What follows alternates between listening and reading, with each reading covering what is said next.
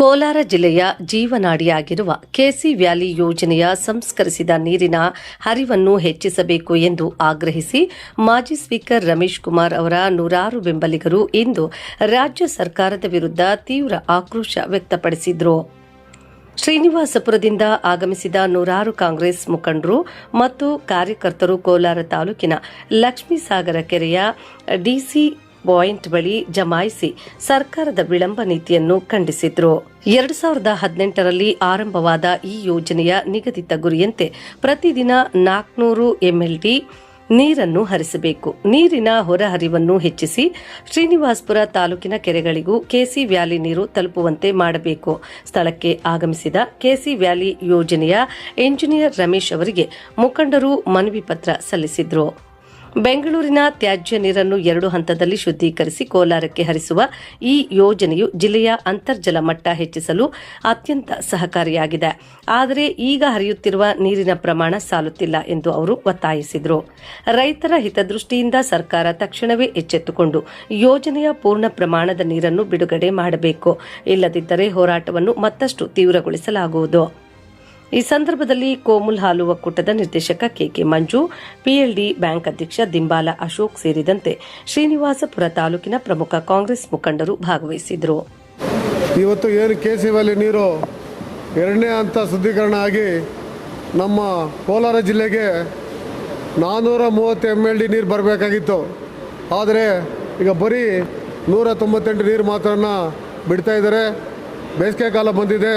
ಎಲ್ಲ ರೈತ ಕುಟುಂಬಗಳು ಜಾಸ್ತಿ ಇರೋದ್ರಿಂದ ನಮ್ಮ ಜಿಲ್ಲೆಯಲ್ಲಿ ಎಲ್ಲ ಬೋರ್ವೆಲ್ಲಕ್ಕೆ ನಾವೆಲ್ಲರೂ ಬೋರ್ವೆಲ್ಲನ್ನು ಆಧಾರವಾಗಿ ನಂಬಿಕೊಡ್ಬೇಕು ಅಂತ ರೈತ ಕುಟುಂಬಗಳು ಇವತ್ತು ಕೆಸಿ ವ್ಯಾಲಿ ನೀರು ನಮ್ಮ ಜಿಲ್ಲೆಗೆ ಬರದೇ ಇದ್ದರೆ ಅಂತರ್ಜಲ ಕೆಳಮಟ್ಟಕ್ಕೆ ಹೋಗುತ್ತೆ.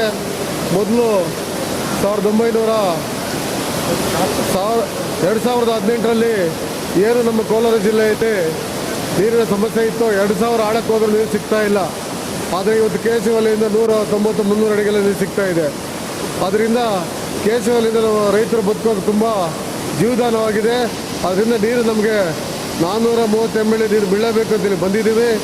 ಇದಕ್ಕೆ ಶ್ರಮಪಟ್ಟು ನಮ್ಮ ರೈತರ ಪರವಾಗಿ ದನಿ ಇತ್ತು ಅಸೆಂಬ್ಲಿಯಲ್ಲಿ ರಮೇಶ್ ಕುಮಾರ್ ಮಾತಾಡಿ ಈ ಕೆಸಿ ವ್ಯಾಲಿ ಯೋಜನೆ ತಂದಿದ್ದಾರೆ. ಬರೀ ಒಂದು ವರ್ಷದಲ್ಲಿ 1300 ಕೋಟಿ ಯೋಜನೆಯನ್ನು ಪೂರ್ಣಗೊಂಡಿದೆ ಅಂದರೆ ಇದು ವಿಶೇಷ ಕರ್ನಾಟಕದಲ್ಲಿ. ಮತ್ತು ಮೊನ್ನೆ ವಿಧಾನಸಭಾ ಪರಿಷತ್ನಲ್ಲಿ ಒಬ್ಬ MLC ಮಾಡ್ತಾಯಿದ್ರು, ಕೋಲಾರ ಜಿಲ್ಲೆಯಲ್ಲಿ ಹುರುಳಿ ಬೆಳೆಯೋಕ್ಕಾಗಲ್ಲ, ಆದರೆ ಇವತ್ತು ರಮೇಶ್ ಕುಮಾರು ಕೆಸಿ ವ್ಯಾಲಿಯಿಂದ ಮಲೆನಾಡಾಗಿದೆ ಅಂತೇಳಿ ಅದನ್ನು ಉಳಿಸ್ಕೋಬೇಕಾದ್ರೆ ಕೆಸಿ ವ್ಯಾಲಿ ನೀರು 430 MLD ನೀರು ಬರಲೇಬೇಕು.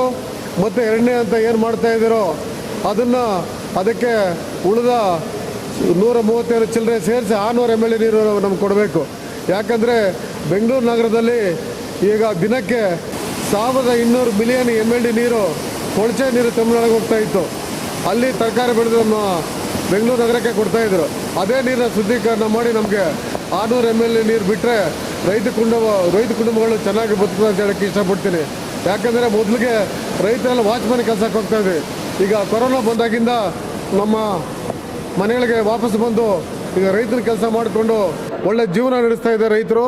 ಅದು ನಡಿಬೇಕಾದ್ರೆ ಕೆಸಿ ವ್ಯಾಲಿ ತುಂಬ ನಮ್ಗೆ ಅವಶ್ಯಕತೆ ಇದೆ. ಅದರಿಂದ ನಮಗೆ 430 MLD ನೀರು ಕೊಳ್ಳೇಬೇಕಂತೇಳಿ ಒತ್ತಾಯ ಮಾಡ್ತಾಯಿದ್ವಿ.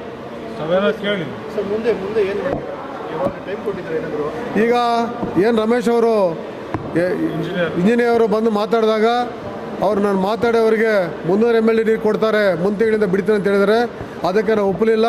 ನಮಗೆ 430 MLD ನೀರು ಬರಬೇಕಂತ ಹೇಳಿದ್ದೀವಿ. ಒಂದು ವೇಳೆ ಅವರು 430 MLD ನೀರು ಬಿಡದೇ ಇದ್ದರೆ ಮುಂದಿನ ರೀತಿಯಲ್ಲಿ ನಾವು ಏನು ಹೈವೇ ರಸ್ತೆ ಇದೆಯೋ ಅದನ್ನು ಬಂದ್ ಮಾಡಿ ಜಿಲ್ಲೆಯೆಲ್ಲ ಬಂದ್ ಮಾಡಿ ಉಗ್ರ ಹೋರಾಟ ಮಾಡಬೇಕಾಗ್ತದೆ. ಕಾನೂನು ಕೈಗೆತ್ತಿಕೊಳ್ಳೋ ಪರಿಸ್ಥಿತಿ ತರಬಾರ್ದಂತ ಅಲ್ಲಿ ಮನವಿ ಮಾಡ್ತಾ ಇದ್ದೀವಿ. 430 MLD ನೀರು ಬೇಕೇ ಬೇಕು. 430 ನಮ್ಮ ಹಕ್ಕು, ನಮ್ಮ ನೀರು, ನೀರಾವರಿ ಹೋರಾಟಕ್ಕೆ, ರೈತ ವರ್ಗಕ್ಕೆ, ರೈತ ಸಹೋದರರೇ, ಇದು ಇವತ್ತಿನ ಹೋರಾಟ ಅಲ್ಲ. ಈಗ ನೀರು ಬರ್ತಾ ಇದೆ. ಕೆಸಿ ವ್ಯಾಲಿ ನೀರನ್ನು ನಾವೆಲ್ಲ ಸೇರಿಲ್ಲ. ನಮಗೆ ಬೇಸಿಗೆ ಕಾಲ ಬಂದರೆ ಒಂದು ಬೊಗಸೆ ನೀರು ಕೂಡ ಬರ್ತಾ ಇರಲಿಲ್ಲ. ಸುಮಾರು ವರ್ಷಗಳು ಹೋರಾಟ ಮಾಡಲಿಕ್ಕೆ ಡಿ ಕೆ ರವಿ ಅವರು ಇಲ್ಲಿ ಡಿ ಸಿ ಆಗಿ ಕೆಲಸ ಮಾಡಿದಾಗ ಸರ್ಕಾರಕ್ಕೆ ಒಂದು ವರದಿ ಕೊಟ್ಟರು. ಈ KCB ನೀರು ಗೊತ್ತ ಅದನ್ನ ನಾವು ಫಿಲ್ಟರ್ ಮಾಡಿದ್ರೆ ನಮ್ಗೆ ಉಪಯೋಗ ಎಲ್ಲ ಶಾಸಕರು ರಮೇಶ್ ಕುಮಾರ್ ಅವರ ನೇತೃತ್ವದಲ್ಲಿ ಇದನ್ನ ಕಾರ್ಯಗತ ಮಾಡೋದಕ್ಕೆ ಹೋರಾಟ ಮಾಡಿದ್ರು. ಅವ್ರೆಲ್ಲರೂ ಪ್ರಯತ್ನ ರಮೇಶ್ ನಮ್ಮ ಡಿಮ್ಯಾಂಡ್ ಏನು ನಾವೆಲ್ಲ ಬಂದಿರ್ತಕ್ಕಂಥದ್ದು ಅಂತಂದ್ರೆ ನಾವು ಶಾಂತಿಯುತವಾಗಿ ಹೋರಾಟ ಮಾಡಬೇಕು. ಇದು ನೀರು ಮಾತ್ರ ಬರ್ತಾ ಇದೆ. ಯಾಕೆ ಅಂತಂದ್ರೆ ಅಲ್ಲಿ ನೀರು ಹೆಚ್ಚು ಕಡಿಮೆ ಆಗುತ್ತೆ, ನೀರು ಕಡಿಮೆ ಆಗುತ್ತೆ ಅನ್ನೋ ಮಾತೇ ಇಲ್ಲ. ಈ ಬೇಸಿಗೆಯಲ್ಲಿ ಇದಿಲ್ಲ, ಮಳೆ ಇಲ್ಲ ಅಂತ